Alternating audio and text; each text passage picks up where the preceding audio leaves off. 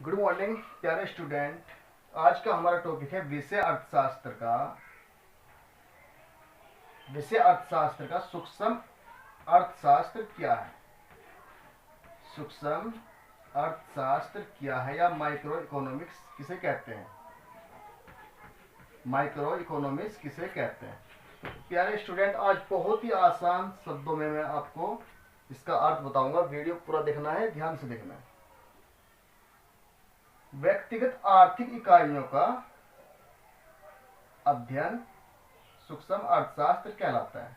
क्या प्यारे बच्चों, व्यक्तिगत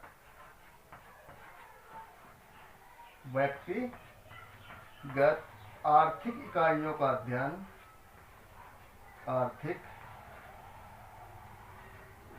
व्यक्तिगत आर्थिक इकाइयों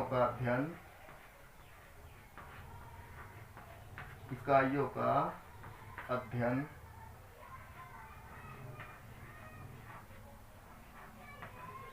सूक्ष्म अर्थशास्त्र या माइक्रो इकोनॉमिक्स कहलाता है। सूक्ष्म अर्थशास्त्र या माइक्रो इकोनॉमिक्स कहलाता है।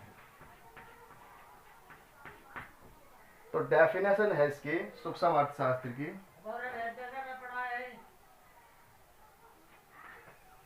सूक्ष्म अर्थशास्त्र की वह शाखा। सूक्ष्म अर्थशास्त्र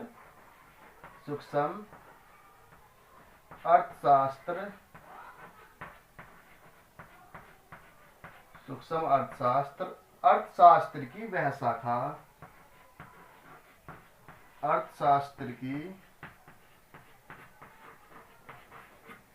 शाखा।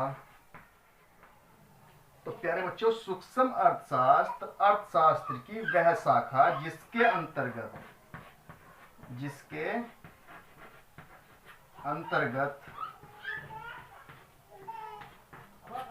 अर्थव्यवस्था की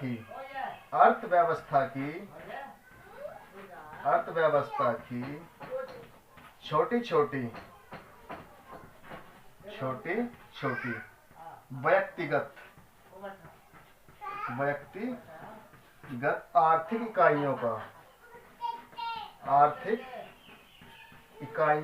व्यक्तिगत आर्थिक इकाइयों का अध्ययन किया जाता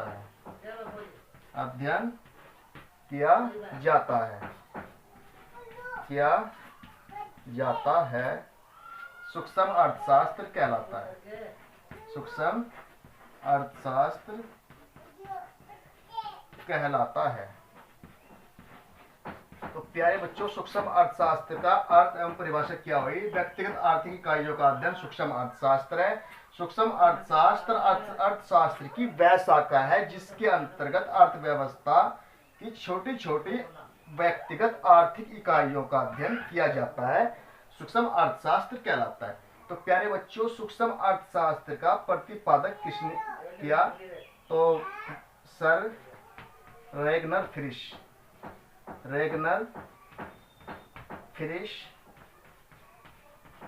सन 1933 ईस्वी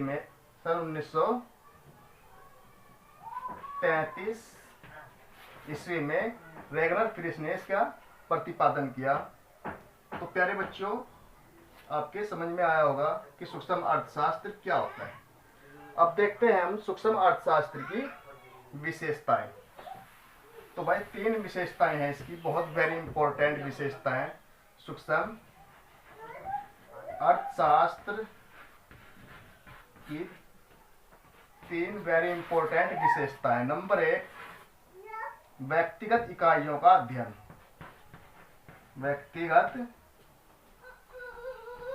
व्यक्तिगत आर्थिक इकाइयों का अध्ययन।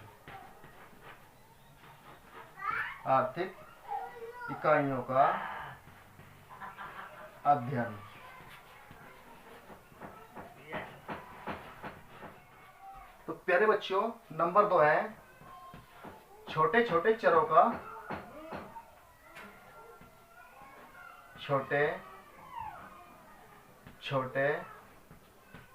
का अध्ययन। नंबर 3 है प्यारे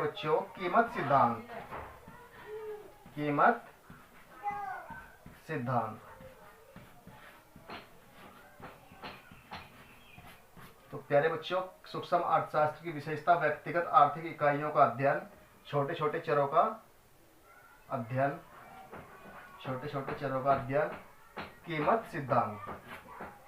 तो ये इसकी 3 विशेषताएं मैंने आपको बताई। तो हमारा वीडियो कैसा लगा प्लीज़ कमेंट बॉक्स में जाना है, कमेंट करके आपको बताना है। तो ओके बाय, मिलते हैं नेक्स्ट वीडियो में।